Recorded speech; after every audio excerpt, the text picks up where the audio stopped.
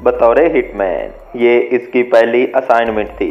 इससे पहले इसने कभी बंदूक तक नहीं देखी थी। इसे छोटा राजन के गैंग में शामिल हुए अभी 2 साल ही हुए थे, लेकिन आज तक इसे कोई असाइनमेंट नहीं मिली थी। वो अपने आप को रॉबिन कहलवाना पसंद करता था, जो इसका असली नाम नहीं था। इसका गुट्ठा हुआ बदन और जालमाना आंखें इसे और भी खौफनाक बना देती थीं। वो चाहता था कि इसका नाम लोगों के जहनों में एक खौफ की अलामत बनकर बैठ जाए। एक दिन इसने खाकी रंग की वर्दी पहनी हुई थी और इस वर्दी में बंदूक को घुसेड़ा हुआ था। इसने अपनी पीठ पीछे छोटी पतलून पहनी हुई थी, जैसे इसने हॉलीवुड में अदाकारों को करते देखा था। वो 2 बजे अंधेरी मेट्रोपॉलिटन अदालत में दाखिल होने में कामयाब रहा। कोई सिक्योरिटी नहीं, कोई पुलिस एहलकार नहीं, किसी वकील ने इसे रोकने की कोशिश तक नहीं की। ये इसकी हरकत के बारे में सोचा भी नहीं जा सकता था, क्योंकि वो मशकूक नजर नहीं आ रहा था। ठीक 2:10 पर ये नन्हा शख्स अदालत के अंदर चला गया।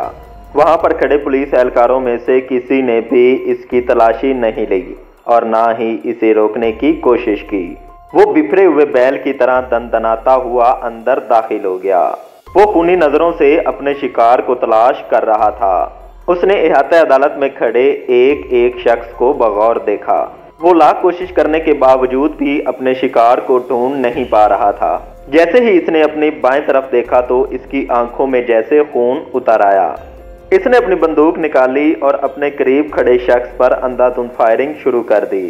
वो शख्स भरी अदालत में अपनी एड़ियां रगड़ता हुआ मौके पर ही जाँ बहक हो गया। भरी अदालत में कत्ल करने वाला अनिल परब उर्फ वांग्या था। मुंबई माफिया की तारीख में ऐसा पहली बार हुआ था जब एक आदमी बंदूक लेकर भरी अदालत में दाखिल हुआ और उसने भरी अदालत में एक आदमी को मौत के घाट उतार दिया। वहां पर मौजूद सिपाहियों ने इसको ललकारा। वहां पर मौजूद पुलिस एहलकारों और अनिल परब के दरमियान फायरिंग का तबादला हुआ। वहां पर मौजूद सब इंस्पेक्टर अब्दुल रऊफ शेख और कांस्टेबल यश महादेव ने तेजी से रद्द अमल का मुजाहरा किया और परब को टांग मारकर दूर उछाल दिया, लेकिन अनिल परब काबू पाने में कामयाब हो गया। वो इनकी गिरफ्त से आज़ाद हुआ और तमाशाइयों में से गुजरता हुआ भाग निकला। पुलिस वालों ने इसका पीछा किया और इस पर जवाबी फायरिंग शुरू कर दी। गोलियों की तड़तड़ाहट में से एक गोली इसको पैर के नीचे आने लगी और ये जमीन पर ढेर हो गया। पुलिस वाले इसके पास आए और इससे बंदूक छीन ली और इसे गिरफ्तार करके जेल भेज दिया गया। कुछ माह जेल की हवा खाने के बाद अनिल परब उर्फ वांग्या जमानत पर रिहा हो गया। 6 सितंबर 1983 को डेविड परदेसी ने दाऊद इब्राहिम के कहने पर सेशन कोर्ट में अमीरजादा को गोली मारकर हलाक कर दिया था। दाऊद इब्राहिम का बड़ा भाई साबिर इब्राहिम काजकार, जिसने दाऊद को शूटर फराहम करने के लिए इसकी मदद की थी। जिस तरह से अमीरजादा को हलाक किया गया था, इसी तरह आलमजेब और इनके लोगों को भी कत्ल कर दिया गया था। दाऊद इब्राहिम के लोगों ने कत्ल करके अपना हिसाब चुकता कर दिया था।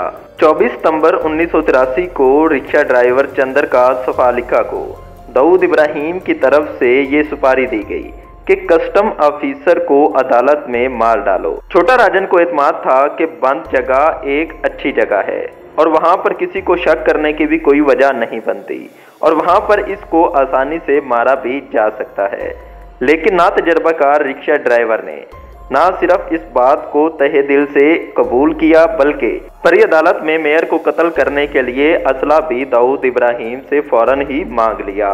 यही वो वक्त था जब बम्बई माफिया में कत्लो गारतगिरी का नया दौर शुरू होने वाला था।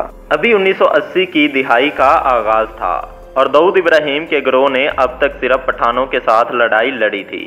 दूसरे मकामी गिरोह जिनमें मुतअद्दिद महाराष्ट्रियन लड़के शामिल थे। अगरचे दाऊद इब्राहिम एक मुसलमान था, इस वक्त की हसासियत के मुताबिक दाऊद इब्राहिम पठानों के खिलाफ लड़ना नहीं चाहता था। दाऊद इब्राहिम की दिली ख्वाहिश थी कि इंडिया के तमाम मुसलमान मिलकर एक मरकजी हुकूमत बनाएं और अपना रोबो दबदबा कायम रखें। लेकिन पठान गैंग के इरादे तो कुछ और ही थे। पठान गैंग की दाऊद इब्राहिम के खिलाफ नफरत इतनी ज्यादा थी कि खून का एक नया बाब शुरू होने वाला था।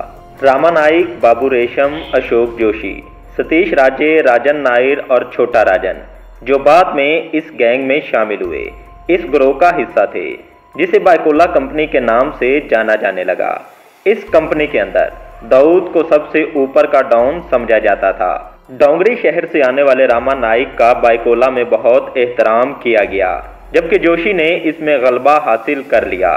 जोशी ने कभी दाऊद पर एतमाद नहीं किया और आखिर तक इनसे मोहतात रहे। अनिल परब वांगिया एक ऐसा ही जवान था जो अशोक जोशी के जरिए दाऊद गैंग में शामिल किया गया था। महज 19 साल की उम्र में अनिल परब उर्फ वांगिया ने माफिया की चकाचौंध जिंदगी से लुत्फ अंदोज होना शुरू किया। वो बड़ी अदालत में कत्ल करने के बाद एक बदमाश के खौफ की हैसियत से लोगों के दिलों में खौफ बिठा चुका था। लोग इससे डरते भी थे और इसकी मजबूरन एहतराम भी करने लगे थे। वो अपने आप में ही एक शहंशाह बनता जा रहा था, लेकिन उसे कोई रोकने वाला नहीं था। इसने अपने छोटे मोटे जुराइम को नजरअंदाज करना शुरू कर दिया, लेकिन अब परब को मखलूत रद्द अमल का सामना करना पड़ा। कमरे अदालत में इसकी नाकामी पर हंसी, दूसरों ने ताहम इसकी तारीफ की। पुलिस पर फायरिंग और महीनों जेल में गुजारने के लिए एक बहादुर जलील के नाम पर भी वो जाना जाने लगा। अभी सिर्फ थोड़ा सा घुमाओ। परब अपना वकार वापस लौटाना चाहता था और इसमें तरक्की करना चाहता था। अंडरवर्ल्ड में वो एक अपना नया मकाम हासिल करना चाहता था। इस वक्त सनील दुतारम सावंत उर्फ सौतिया एक बढ़ती हुई शख्सियत थी। अंडरवर्ल्ड में इसकी हिम्मत और लापरवाही की खबरें दूर दूर तक फैल चुकी थीं। जब इसने पहला जुर्म किया था तो इसकी उम्र बमुश्किल 16 साल थी। माली फायदे के लिए इसने जुर्म की दुनिया में कदम रखा था और इसने भाऊ मराठे भाई को छुरा मारा था। शिवसेना के एक बड़े रहनुमा का कत्ल। लोग इसे ठंडा कातिल के नाम से जानने लगे। सौतिया की जाहिरी शक्ल सूरत भी दिलचस्पी से ताल्लुक रखती है। वो 8 फुट 5 इंच लंबा और चौड़े कंधों वाला आदमी था। इसके बाएं हाथ की उंगली पर उंगली थी, जो पुलिस ने शनाख्ती निशान के तौर पर बाकायदगी से नोट किया हुआ था। सौतिया 26 जनवरी 1965 को पैदा हुए थे। इनके वालिद दितारम सावंत असल में सिंधोड़ के कारियावाड़ी और मुंबई में रेलवे टिकट चेकर थे। सौतिया ने हाई स्कूल से मैट्रिक पास किया था। गुरगाम चारनी रोड जनूबी मुंबई में ये वहां पर रहा करता था। बचपन से ही सौतिया जुर्म की तरफ माइल था। इसने एक गैंग तश्कील दिया महाराष्ट्रियन लड़कों का, और जुर्म की दुनिया में इसका कदम तब पड़ा जब वो सेकेंडरी स्कूल में था। मनोज कुलकर्णी, विजय थॉरट, बच्ची आप्टे और संतोष लॉट इस ग्रोह के इब्तदाई मेंबरों में से थे। उन्होंने शराब बैरन से रकम बरामद की। ये जिरगा में ही था कि सौतिया का पहला मुकाबला भाऊ मराठे से हुआ था। मराठे इसके भाई से वाबस्ता होने की वजह से ज्यादातर इनके चश्मों में ऊपरी हाथ था। शिवसेना के साथ इससे सौतिया को इतना गुस्सा आया कि इसने इसे खत्म करने का फैसला किया। आखिरकार इसने 11 फरवरी 1982 को मराठे को चाकू से वार कर दिया। मराठे के कत्ल के बाद किसी ने भी सौतिया के खिलाफ खड़े होने की हिम्मत नहीं की। मराठे के कत्ल के 2 साल बाद इस गिरोह ने इस जंग में जबरदस्त हंगामाराई करने में कामयाबी हासिल कर ली थी। जनूबी मुंबई का इलाका जरगा। रामा नाइक इस वक्त इस इलाके में डाउन थे। गुरगाम और वीपी से आगे रोड और बहुत से लोगों को एक सरपरस्त समझा जाता था। महाराष्ट्रियन गुंडों अरुण कौली की तरह सौतिया भी नाइक की ताजीम करते हैं, लेकिन किसी और की नज़र इस पर थी।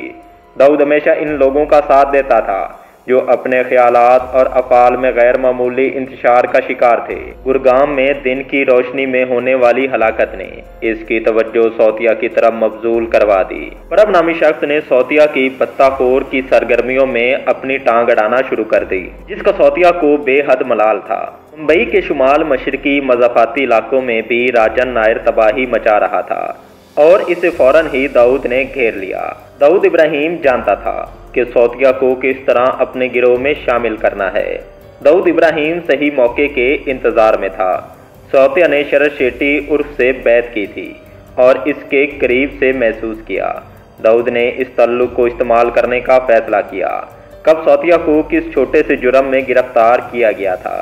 अन्ना से जमानत पर रिहा कर दिया गया। बाद में वो इंकिशाफ हुआ कि दाऊद की मुदाखलत ही थी जिसने सौतिया की जमानत में आसानी पैदा की थी। नौजवान गैंगस्टर दाऊद का मकरूज हो गया। दाऊद इब्राहिम ने जानबूझकर इसकी रिहाई के इंतजामात किए थे। ताकि वो दाऊद इब्राहिम की तरफ मबजूल हो जाए। दाऊद इब्राहिम अपने प्लान में कामयाब हो गया। अनिल परब, जो सौतिया की उम्र के बराबर था, इसके साथ मिलकर टीम बनाने का फैसला किया गया। बाइकोला कंपनी जैसे कि सब बड़े गिरोहों की तरह बहुत बड़ी कंपनी बन चुकी थी। दाऊद इब्राहिम जो इस वक्त दुबई के दौरे कर रहा था और इसने बाइकोला कंपनी की वहां पर तशहीर शुरू कर दी। डी कंपनी की तरह दाऊद इब्राहिम बाइकोला कंपनी का भी बिग बॉस बनना चाहता था। 1987 में शरद शेट्टी और रामा नाइक एक बड़े झगड़े में जेल में बंद हो गए। मुंबई के मगरबी मज़ाफ़ाती इलाकों में कुछ प्रॉपर्टी से ज़्यादा मामला इससे पहले सालसी के लिए दाऊद इब्राहिम के पास आया। दाऊद ने शरद शेट्टी और राम के हक में फैसला कर दिया। नाइक ये फैसला कबूल नहीं कर सके और उन्होंने इस गिरोह से अलहदगी इख्तियार कर ली। बाइकोला कंपनी अब कई धड़ों में बट गई थी और इस कंपनी में दरारें पड़ चुकी थीं। जबकि अरुण कौली, बाबू रेशम और अशोक जोशी ने रामा नाइक के साथ इत्तेहाद किया और वो एक गिरोह की हैसियत से मुत्तहिद रहे। अब इसे BRA गैंग सतीश राजेश सौतिया, अनिल परब और छोटा राजन ने दाऊद से हाथ मिला लिया। यूं तमाम मामलात तय पा गए और इनमें इत्तेहाद हो गया। अब दाऊद इब्राहिम को अंडरवर्ल्ड डॉन बनने की किरण भी नजर आने लगी थी।